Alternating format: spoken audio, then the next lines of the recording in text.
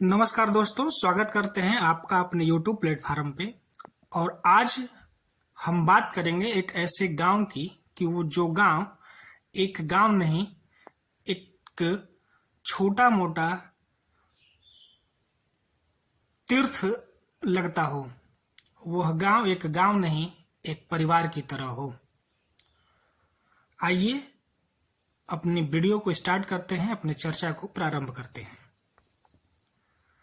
आपको पता है कि भारत गांवों का देश है और यहाँ की मिट्टी में न केवल अनाज की फसलें उगती हैं, बल्कि संस्कृति, परंपरा और उम्मीद भी लहलहाती है।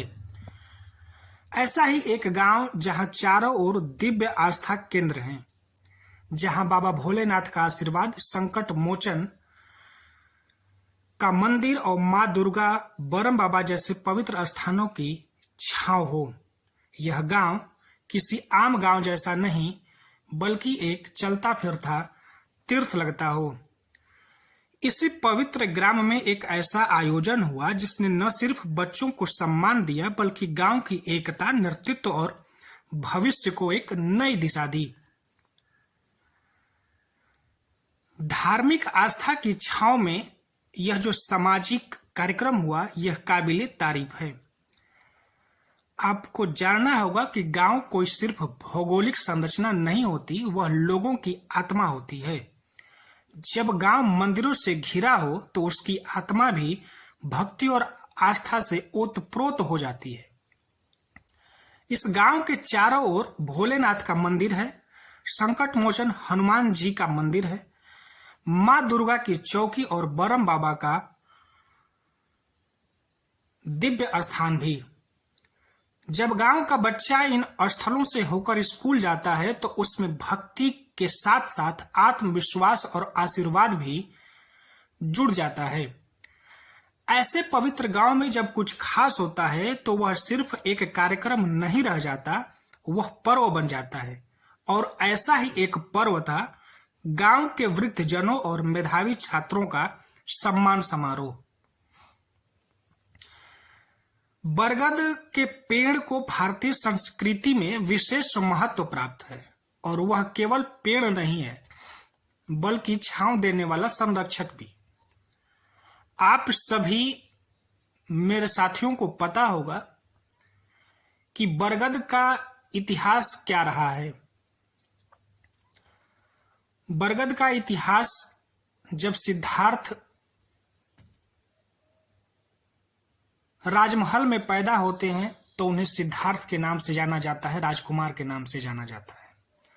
लेकिन जब वही सिद्धार्थ बरगद के पेड़ के नीचे ज्ञान की प्राप्ति कर लेते हैं तो वो सिद्धार्थ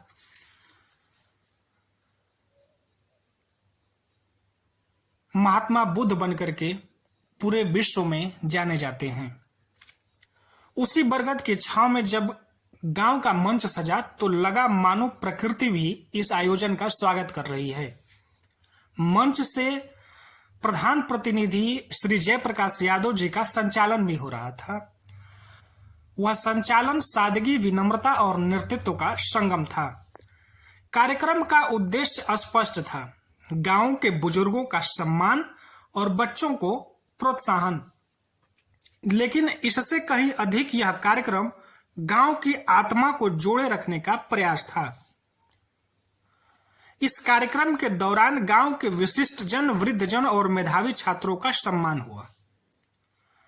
गांव के वे वृद्ध जिन्होंने जीवन भर खेतों में पसीना बहाया, समाज को दिशा दी, उन्हें जब मंच पर बुलाकर अंगवस्त्र, माला और सम्मान पत्र दिया गया तो उनकी आंखों में केवल आभार नहीं, बल्कि सम्मान की चमक थी। वे आशीर्वाद देते नहीं थक रहे थे। वहीं दूसरी ओर गांव के उन छात्र छात्राओं को जब मंच पर बुलाकर सम्मानित किया गया जिन्होंने इस वर्ष बोर्ड की परीक्षाओं में नाम रोशन किया, तो गांव की हवा में उम्मीदों की नई महक घुल गई। एक बच्चा जिसकी मां खेतों में काम करती है और पिता मजदूरी करते हैं, जब वह मंच पर सम्मान लेने पहुंचा तो वह सिर्फ एक बच्चा नहीं था, वह गांव की उम्मीदों का प्रतीक था। इस कार्यक्रम के दौरान गांव के सामूहिक भावना के साथ साथ राजनीतिक तंज भी देखने को मिला। कार्यक्रम जैसे जैसे अपने समापन की स्थिति की ओर बढ़ रहा था, तो कोई भी इस कार्यक्रम का प्रशंसा करते हुए नहीं थक रहा था। लेकिन किसी भी अच्छे कार्य को संदेह की निगाह से देखना इस समय का एक सामाजिक रोग बन चुका है। कुछ लोग ने इस कार्यक्रम को पंचायत चुनाव की तैयारी से जोड़ने का भरपूर प्रयास किया, लेकिन सवाल यह नहीं कि यह आयोजन क्यों हुआ, सवाल यह है कि अब तक क्यों नहीं हुआ। प्रधान प्रतिनिधि जयप्रकाश यादव जी ने मंच से यह स्पष्ट कर दिया कि हाँ, देर जरूर हुई है, लेकिन अब यह आयोजन हर साल होगा। यह कोई राजनीतिक वादा नहीं था, यह एक सामूहिक संकल्प है। गांव ने उनकी बात पर तालियां नहीं, भरोसा जताया, और इस बात से गांव के उन ग्रामवासियों के अंदर जो जोश और जुनून पैदा हुआ वह देखने लायक था। जयप्रकाश यादव ने नेतृत्व की एक अलग ही परिभाषा का निर्माण कर दिया। एक ऐसा नेता जो सिर्फ शासन करे, बल्कि वह जो समाज को साथ लेकर के चले। जयप्रकाश यादव जी का व्यवहार, उनकी भाषण की शैली गांव के हर व्यक्ति के प्रति समान सम्मान, और इन सब ने यह सिद्ध कर दिया कि उनके लिए गांव केवल भूगोल नहीं, परिवार है। उनकी आंखों में गांव के हर बुजुर्ग के लिए श्रद्धा थी, हर बच्चे के लिए सपना और हर आलोचक के लिए शांति। उन्होंने मंच से यह भी कहा कि गांव चुनाव से बड़ा है और बच्चों का सपना किसी राजनीति से छोटा नहीं होता। इन तमाम तरह के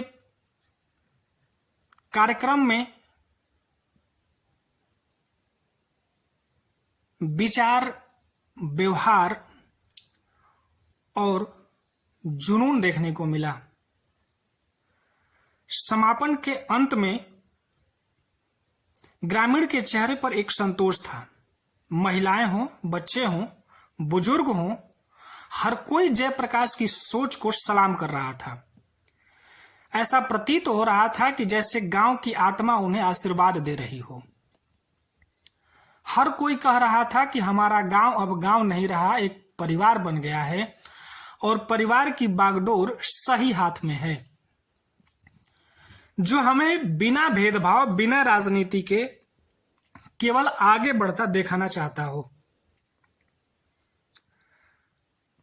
मेरा मानना है कि धूल में लिपटी गांव की मिट्टी भी सोना हो गई जब बच्चों के नाम पर तालियों की बौछारें रो पड़ी। अंततः इस आयोजन ने यह सिद्ध कर दिया कि गांव में बदलाव सिर्फ सरकारी योजनाओं से नहीं आता, बल्कि जब गांव खुद अपने बच्चों और बुजुर्गों को महत्व देने लगे तो वहां विकास खुद चलकर आता है। गांव के मंदिरों की घंटियों में अब सिर्फ भक्ति नहीं, सपनों की आवाज भी शामिल हो गई। बरगद के नीचे अब सिर्फ छांव नहीं, संवेदनाओं का संगम भी है। और जयप्रकाश यादव जी जैसे प्रधान उस बदलाव की मसाल लेकर खड़े हैं, जो न केवल गांव को जोड़ते हैं बल्कि एक परिवार बनकर उसकी उन्नति की गाथा भी लिखते हैं। अंत में हमारी अपील यही है कि ऐसे कार्यक्रम सिर्फ एक गांव तक सीमित न रहे, यह हर गांव का आदर्श बने, जहां प्रधान केवल प्रशासक नहीं, प्रेरणा स्रोत हो, जहां मंच केवल भाषण नहीं, सम्मान का केंद्र हो, और जहां गांव केवल नाम नहीं, परिवार बन जाए। इसी तरह के और सामाजिक कार्यक्रमों के साथ मिलेंगे नए वीडियो में। तब तक के लिए इजाजत दीजिए। वीडियो अगर आपको सही लगे, समाज में एक परिवर्तन का रास्ता दिखाए और आपको लगे कि निश्चित तौर पर ऐसे कार्यक्रम केवल हरिबल्लमपुर में नहीं पूरे देश में ऐसे कार्यक्रम होना चाहिए, तो इस वीडियो को इतना शेयर करिए कि हरिबल्लमपुर उस देश के लिए एक मिसाल बन जाए और ऐसे कार्यक्रम हमारे पूरे देश में होने लगें। वीडियो को लाइक करिए, चैनल को सब्सक्राइब करिए। मिलते हैं इसी तरह के नए वीडियो के साथ, तब तक के लिए नमस्कार।